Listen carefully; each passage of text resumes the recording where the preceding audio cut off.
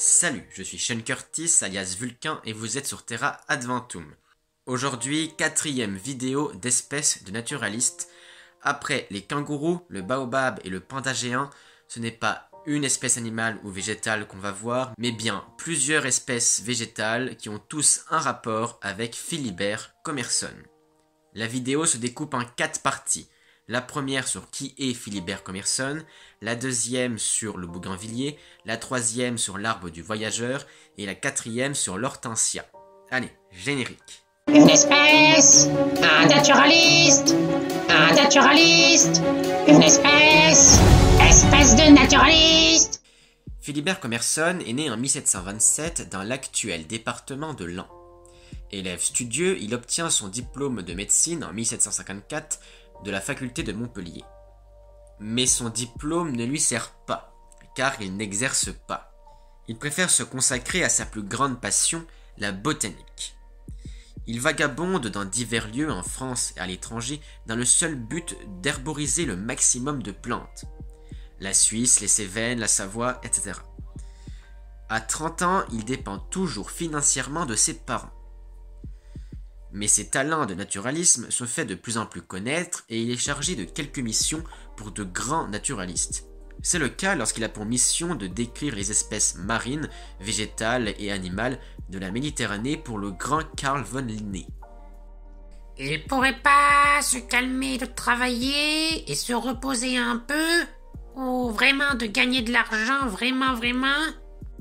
Justement, en 1760, il change de vie. Il épouse Antoinette Beau et s'installe dans le Charolais où il ouvre un cabinet de médecine. Enfin, son diplôme lui sert. Mais pas pour longtemps. 2 ans plus tard, sa femme meurt lors de la naissance de son fils. Commerson est très touché et sombre dans le désespoir. Pendant 2 années, il reste enfermé chez lui, écrivant, lisant, observant, étudiant, tout sur la botanique et le naturalisme en général. Il dort très peu et mange rapidement. Pour oublier la perte de l'être cher, il s'enferme dans son travail. Il sort de cet état en 1764 lorsqu'il revoit son ami d'enfance, Joseph Jérôme François de Lalande, qui est maintenant astronome. Lalande l'invite à monter à Paris pour rencontrer la haute sphère scientifique de l'époque. Car il le mérite bel et bien. Et d'ailleurs, ses talents de naturalisme sont connus d'à peu près tout le monde. Et effectivement, c'est ce qu'il fait. Il rencontre ainsi le comte de Buffon, la famille Jussieu, ou encore Michel Adanzon. Eh oui, le Michel Adanzon des baobabs. Il fréquente aussi les amis astronomes de Lalande, comme Nicole Reine Lepaute. À Paris, Philibert Commerson a une servante du nom de Jeanne Barré. En 1766, Commerson est nommé médecin naturaliste en chef de l'expédition de Bougainville. Il est accompagné dans ce voyage par Jean Barré. Ah, c'est peut-être le frère de Jeanne Barré, parce que ils ont le même nom de famille. Et puis, Jeanne, c'est le même nom féminin masculin. C'est bizarre d'ailleurs d'appeler ses enfants Jeanne et Jean, je trouve. Sauf que non. Jean Barré, c'est Jeanne Barré. Sa servante, elle est juste déguisée en homme car les femmes étaient interdites sur les bateaux. Mais du coup, cette supercherie, qui ne fut découverte que 1 an plus tard, permit à Jeanne Barré d'être la première femme à effectuer un tour du monde. Commerson se trouve donc en 1767 en Amérique du Sud, paradis pour les botanistes et naturalistes. Il y découvre la bougainvillier, dont on en reparlera très bientôt, mais aussi Colletia paradoxa, Philesiacées ou encore les pétunias. En 1768, la Boudeuse et l'Étoile, les 2 bateaux sont à Tahiti, et à part la description d'une pirogue, Commerson ne fait pas grand-chose. C'est ici qu'on remarque la supercherie de Jeanne Barré, reconnue facilement par les Tahitiens. La suite du voyage se termine par les Vanuatu et l'Indonésie, où de nouvelles plantes sont découvertes et rapportées pour les collections du muséum. Si vous trouvez qu'on va vite sur le voyage de Bougainville, abonnez-vous, parce que une vidéo sur cet explorateur sortira le mois prochain. Arrivé sur l'île de France, aujourd'hui île Maurice, Bougainville laisse sur place le naturaliste et sa servante, à la demande de ceux-ci, pour étudier la flore de l'île et des îles environnantes. Et puis, l'intendant des îles de France et de Bourbon est un ami botaniste, c'est Pierre Poivre. Commerson y découvre l'arbre du voyageur, dont on reparlera, et aussi, ou plutôt redécouvre l'hortensia, dont on en reparlera là aussi. Philibert Commerson meurt en 1771 à l'île de France. Attends une minute, tu as dit que Jeanne Barret était la première femme à effectuer le tour du monde? Mais c'est faux, puisqu'elle s'est arrêtée à l'île Maurice. Oui, mais non, car à la mort de son maître et ami, elle repart en France. Voici 3 découvertes de Commerson. À commencer par le bougainvillier. C'est en Amérique du Sud que Commerson découvre cette plante grimpante, qu'il décrit rapidement comme ceci. Une plante admirable aux larges fleurs d'un violet somptueux. Elle est nommée alors par le naturaliste Bougainvillea spectabilis, du nom du capitaine de l'expédition Louis-Antoine de Bougainville. Hommage justifié pour un capitaine exemplaire dans l'esprit des Lumières.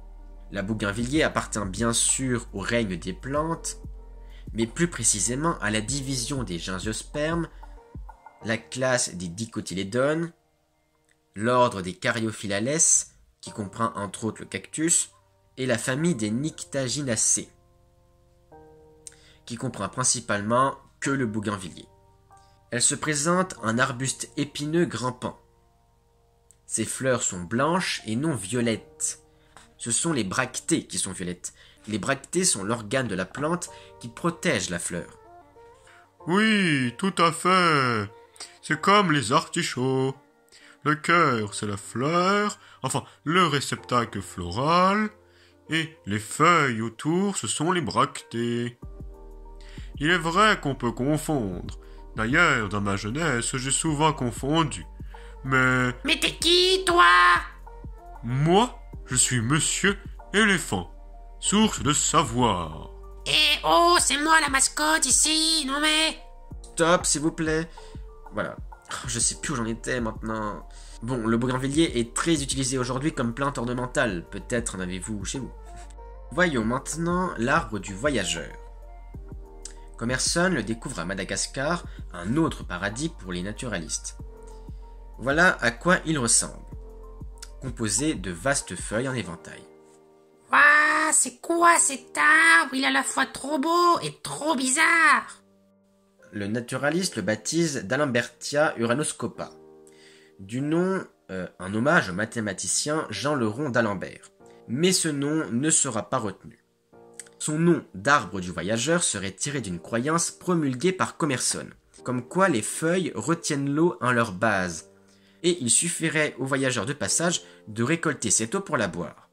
C'est donc un arbre très apprécié par les voyageurs.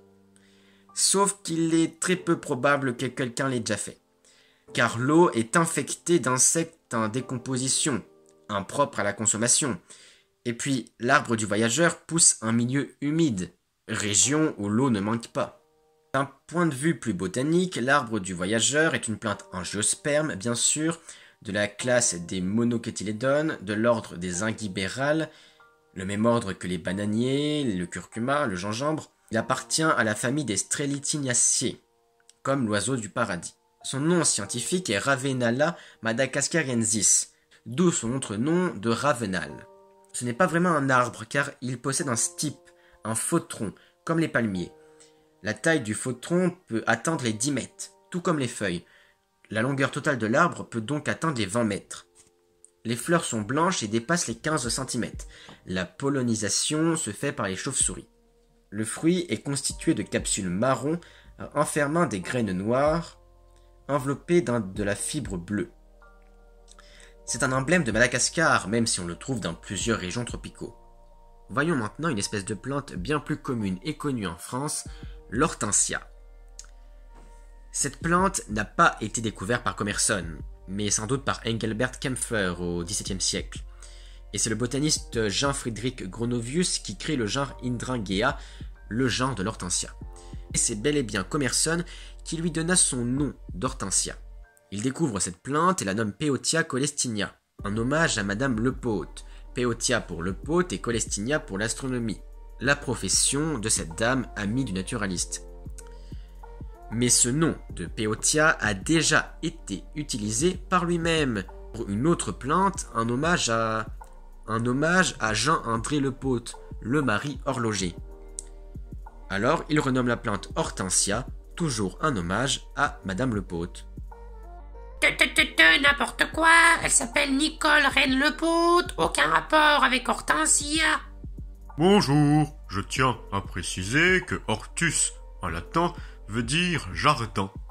Je crois que mon jeune ami a raison pour une fois. Oui, mais il paraît que Nicole Reine Lepôte se faisait appeler Hortense dans l'intimité, d'où le nom d'Hortensia. Et tout ça c'est bien, mais qu'est-ce que l'Hortensia ? C'est une plante arbuste qui peut dépasser les 1 mètre de haut. Il existe de nombreuses espèces, mais on va se concentrer sur celle découverte par Commerson, qui est la plus connue en France, celle qui a été importée dans tous les pays comme plante ornementale. Il s'agit d'une plante angiosperme de la classe des dicotylédones, de l'ordre des Rosales et de la famille des Hydrangeaceae. Son nom scientifique est Hydrangea macrophylla, macro pour grain, phylla pour feuille. L'hortensia possède donc de grandes feuilles. Les fleurs sont disposées en sphères formant ces grosses boules caractéristiques. Fait à savoir, la couleur des fleurs de l'hortensia change selon l'acidité du sol. Ainsi, pour une couleur bleue, il faut un sol avec une forte teneur en ion aluminium, ce qui est le cas dans les terrains acides. Et inversement, s'il manque de l'aluminium et que le terrain est donc basique, l'hortensia sera de couleur rose, rouge fuchsia. Pour info, un sol acide, c'est par exemple un sol granitique, et un sol basique, un sol calcaire. Cette vidéo se termine par ce fait particulièrement intéressant. N'oubliez pas de l'aimer, de la partager et surtout abonne-toi. Et je terminerai par dire que les premiers hortensias ont été emmenés en Europe par Joseph Banks, le naturaliste de la première expédition de James Cook.